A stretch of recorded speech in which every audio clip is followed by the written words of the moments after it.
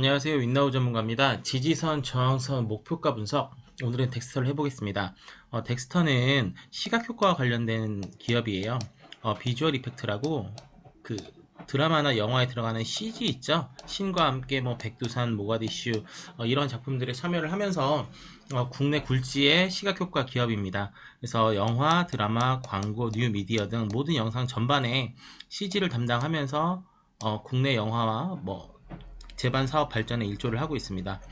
덱스터는 종합 컨텐츠 제작 스튜디오를 구축을 하고 있어요. 덱스터 픽처스, 뭐 크레마, 라이브톤 이렇게 세 개 사업부가 돌고 돌면서 올인원 콘텐츠 스튜디오 세 개의 회사가 돌아가면서 음, 자회사로 영화, 드라마, 사운드를 담당한 라이브톤과 덱스터 픽처스 그리고 광고를 제작하는 광고 대행업체 크레마가 지금 덱스터를 구성을 하고 있습니다.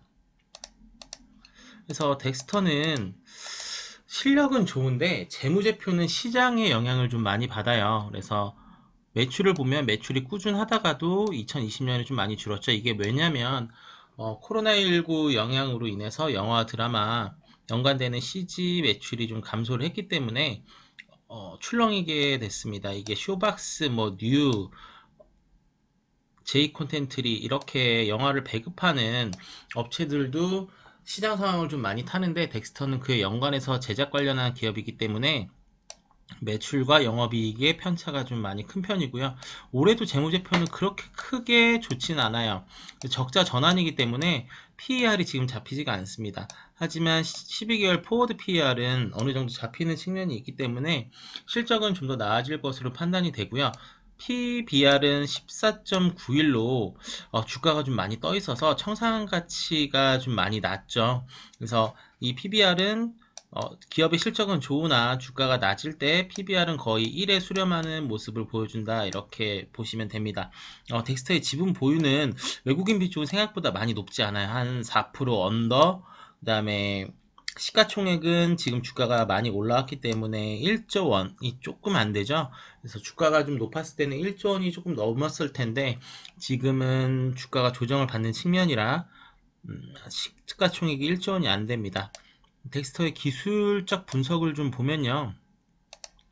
덱스터는 작년과 올해 거의 드라마틱한 상승을 보여줬어요. 거의 2,800원에서 5,300원까지 거의 과장 보태서 한 20배 정도 주가가 올라왔는데 이렇게 올라간 거는 여러 코로나 관련해서 기업들이 많이 급상승을 했지만 덱스터 같은 경우에도 거의 신데렐라급의 모습을 보여주고 있습니다.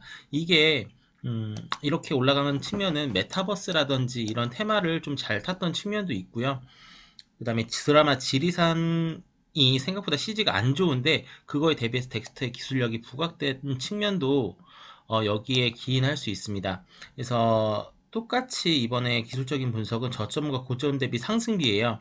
이게 지금 거의 15배 정도의 상승비를 보여주고 있기 때문에 기존에는 거의 100% 정도 상승비를 놓고 감안을 했다라고 하면 이건 거의 15배 정도의 아주 큰 상승비를 놓고 계산을 하기 때문에 정확도가 굉장히 높다 이렇게 보실 수가 있습니다. 그래서 덱스터를 좀 미시적으로 여기서부터 이렇게 재도 되긴 하는데 저는 저점이 굉장히 명쾌하게 찍혀져 있는 작년 3월의 저점 2,800원 정도를 잡고요. 고점은 11월 15일 고점 53,000원 정도를 잡았습니다. 그래서 세 가지 조정값이 나와요. 30%, 50%, 80% 조정값. 그래서 30% 조정값은 대략 한 38,000원 정도. 그다음에 50% 조정값은 28,000원 정도. 그다음에 80% 조정값은 13,000원 정도입니다. 그래서 기술적인 분석을 놓고 보면 고점이 11월 15일에 찍고 리바운드가 생각보다 좀 많이 나오지가 않았죠. 저점을 좀 뚫고 이렇게 올라갔기 때문에 38,000원 라인에서는 이미 눌림목이 깨진 상태로 리바운드가 강력하게 나오지 않고 추세 조정을 밑으로 향해서 지금 주가가 내려가고 있는데요. 오늘도 굉장히 큰 음봉이 나왔어요. 저가가 거의 한 12%, 종가로는 한 10% 정도 빠진 모습이었고요.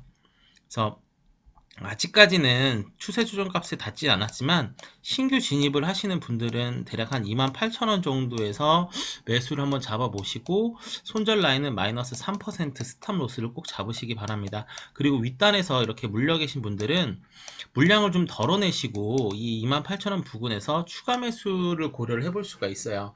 그래서 물타기는 기존 물량 대비해서 최소 2배 이상, 뭐 최대 4배까지 부어주셔야 단가가 확 내려옵니다. 그래서 물량이 위에서 애초에 많다, 뭐 자기 총 자산의 한 50% 혹은 20%, 20에서 50%가 들어가 있다라고 하면 이 물량을 그대로 다 추매 물량으로 받아낼 수는 없습니다. 그래서 절반 정도는 줄여서 이 28,000원 라인에서 한번 부어주고 한 5일 정도 시간을 리미트를 두어서 기다리신다거나 마이너스 3% 손절을 잡고 여러분들이 이거를 대응을 하셨으면 좋겠습니다. 그래서 만약에 28,000원 라인이 확 깨진다 라고 하면 밑에 라인은 13,000원 정도가 있으니까 생각보다 많이 밑에 있어요. 그래서 이거는 좀 각오를 하시고 추가 매수를 하시는 분들은 밑에 라인까지 생각을 해보셔서 진행을 하시는 편이 좋습니다. 그래서 지지선은 28,000원을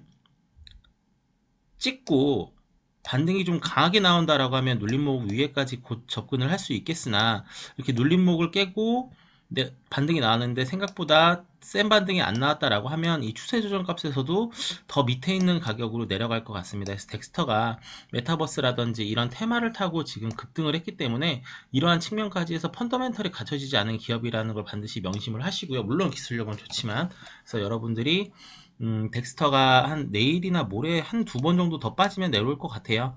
그래서 이 부분에서 한번 타점을 잡아 보시기 바랍니다. 감사합니다.